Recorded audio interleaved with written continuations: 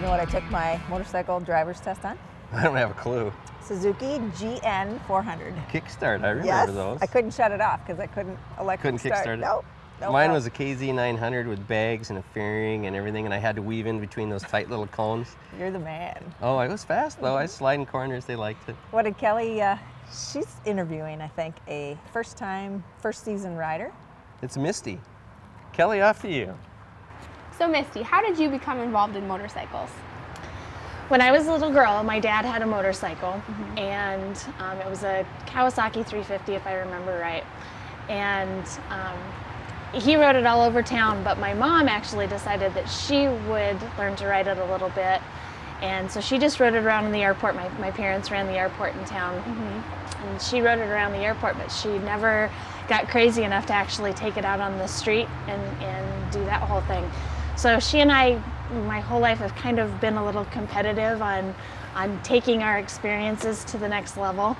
And so I think that for me was the challenge to take it to the next level and actually get out and ride on the streets in the neighborhood, and then get out on the highways and go on group rides and do that whole thing. So Sure. How did you select the bike that you're currently riding? Actually, I was riding a 250 to start with, and I finally had outgrown that.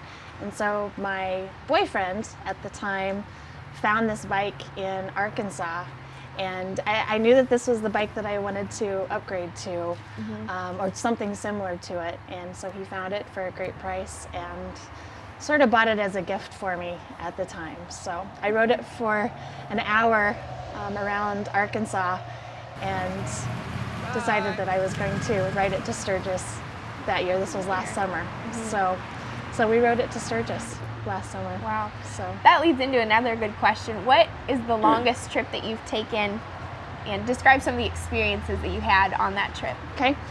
It would have either been riding from Minneapolis to Sturgis and back, which we dealt with a little bit of weather. Chris, my ex-boyfriend, rides a big dog motorcycle, and so every 100 miles we would have to stop and get gas because his gas tank was so small by comparison. So that was kind of obnoxious. Then probably the next longest trip that I took was riding by myself. It was kind of a challenge to myself to ride from Minneapolis back to Omaha, where I still own my house. And I dealt with rain, and fortunately I never broke down, because I don't know what I would have done if I had broken down. I guess called AAA and had them come and help me. I don't know what I would have done had I broken down. So Yeah. but those are probably my two longest trips. Two longest trips. Good for you. Good for you. So riding alone, was that a big step out for you? Yes. Kind of an empowering moment where you said, I'm going to ride and I'm going to do it? Yes, absolutely. I had ridden on a few 200-mile rides, just go out on a Sunday afternoon and done that by myself, but I had never made such a huge trek to a major city doing that kind of thing by myself. So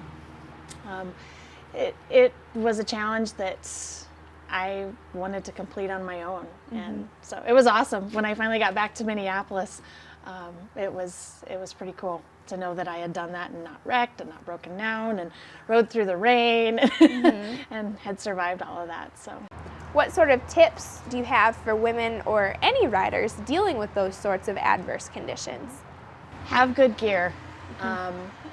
When I first started riding, I thought I was pretty tough, and some of the stuff honestly can be a little expensive.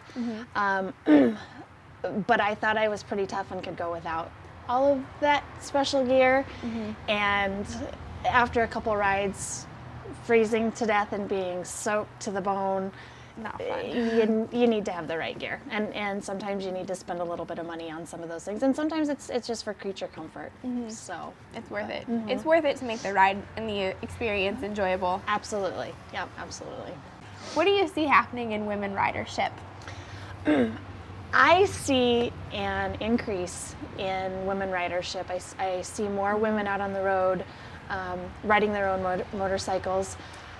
it's very empowering. It's an incredible feeling to be in control of your own bike.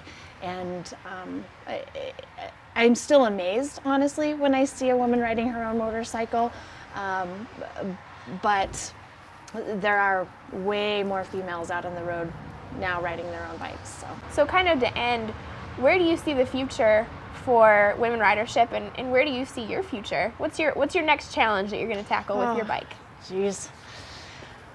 I don't know, but what my personal challenge is, I would like to take a big trip across the country. I'll go with you. I'd like to get a group of people together and go on a nice big trip across the country. So hopefully next summer brings that for me. That'd be fun. As far as women ridership, I think there are many opportunities for women to continue to get into this and into the industry. I think there's some doors that women can sort of kick open and get in there and play with the guys. Just, you know, maybe the Mikeys and the Pauls of the world, the OCC choppers. There are opportunities out there for us to get in there and get involved in the industry itself. So wonderful. Well, thank you for being on All Things You're Motorized. welcome. I enjoyed it Thanks so much. You too, absolutely. All right.